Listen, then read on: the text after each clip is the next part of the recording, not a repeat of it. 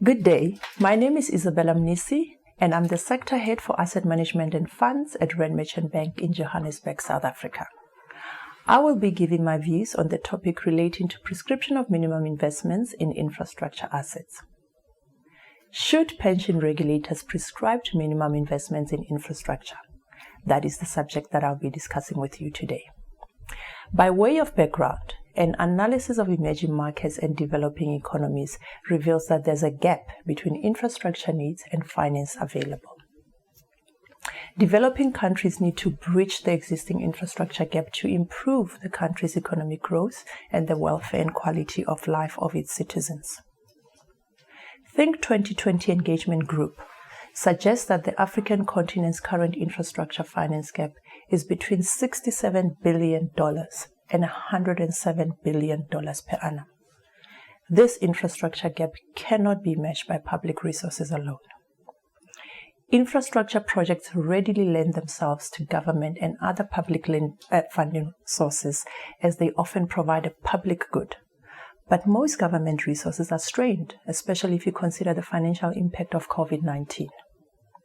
This presents a significant opportunity for participation by private sector as more private capital seeks long-term steady returns. Banks and DFIs have been the primary funders of these infrastructure projects.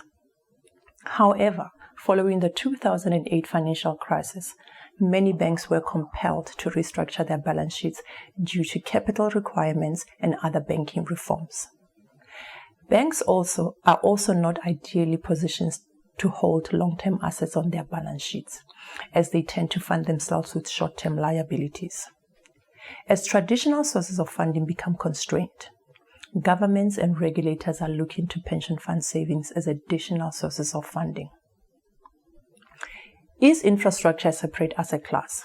This is a question that we need to respond to before we can decide whether the regulators should prescribe minimum asset allocation. Before we can delve more into pension fund savings being used for infrastructure investments, it is worth examining what we mean by infrastructure. One of the challenges of measuring the level of investment in infrastructure is that infrastructure is not clearly defined in most jurisdictions. So, to be able to accurately measure infrastructure investment, we need to define infrastructure as a separate asset class for pension funds, in the same way that we define listed equity, listed bonds, private equity, etc. as asset classes.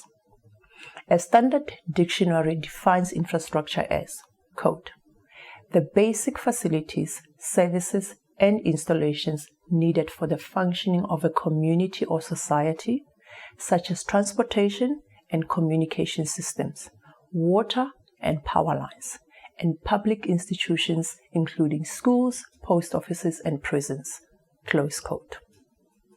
Infrastructure can further be split into economic infrastructure and social infrastructure. Examples of economic infrastructure are toll roads, airports, power plants, pipelines, etc.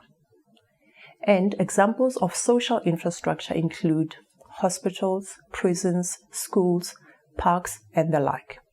As you can see, there is a lot of variety within infrastructure if it's defined by its physical nature.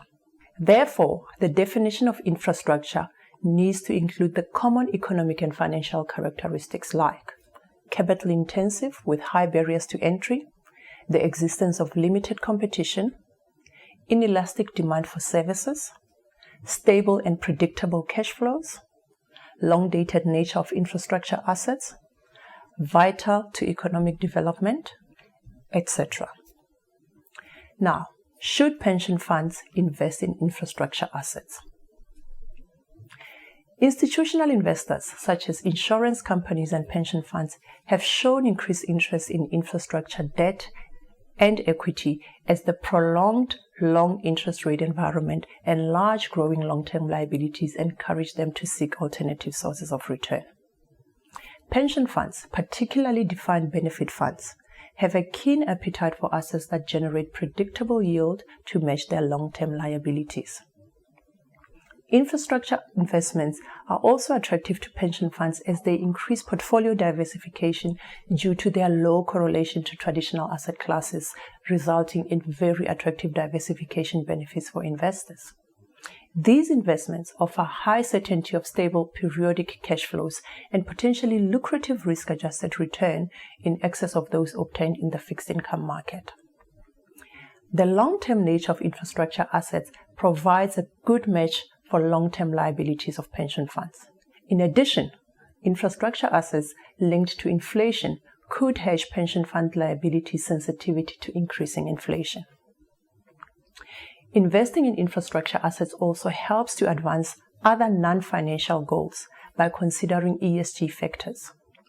For example, Regulation 28 of the Pension Fund Act in South Africa encourages pension funds to consider ESG when allocating assets for investments. Due to the nature of the infrastructure investments and the long-term holding periods, sustainability from an environmental, social, and governance perspective has always been important in understanding the risk of the different projects. Therefore, infrastructure investing can be a catalyst for ESG adoption and sustainable investing. Infrastructure represents an attractive yet underutilized investment opportunity for pension funds. The investment in infrastructure by pension funds currently represent a very small percentage of their assets. Pension funds in developing markets allocate less than 3% of their assets to infrastructure assets. This figure is extremely low when compared to developed world, where allocations can be in the double digits. While the availability of infrastructure projects has increased, pension funds continue to cite a lack of enough investable projects. We expect the involvement of pension funds will lead not only to greater contribution to the economic transformation and growth, but also to better project governance structures and increased use of global best practices. Now, should the regulator prescribe minimum investments in infrastructure?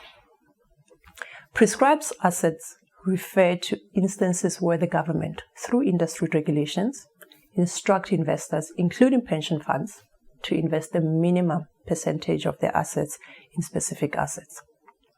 In this specific instance, it would mean that the pension funds would be instructed to invest a specific minimum amount in infrastructure assets. We do not support the prescription of assets, as we have lived in a country where we have previously experienced an asset prescription regime. And what history has shown us in South Africa on prescribed assets is that pension funds were not investing in line with their liability requirements. Pension funds were now holding prescribed assets to maturity, which led to a lack of secondary market trading and inefficient investment risk management. Pension funds ended up being seen or treated as guaranteed sources of public funding, which is not in line with the mandate of any pension fund. Lack of growth of new products for pension funds to invest in, and there was no capital market development because of prescription of assets. So, we believe there is a risk for pension funds should regulators decide to prescribe minimum investments in infrastructure assets. As an example, if infrastructure assets are prescribed, then defined benefit contribution pension funds, which often offer daily pricing or liquidity, may have difficulty in reconciling this daily pricing and liquidity requirement with long-term and illiquid assets such as infrastructure. Our biggest concern is that pension funds might be treated as instruments of state policy instead of delivering sustainable returns to their members by following best investment practices. I thank you.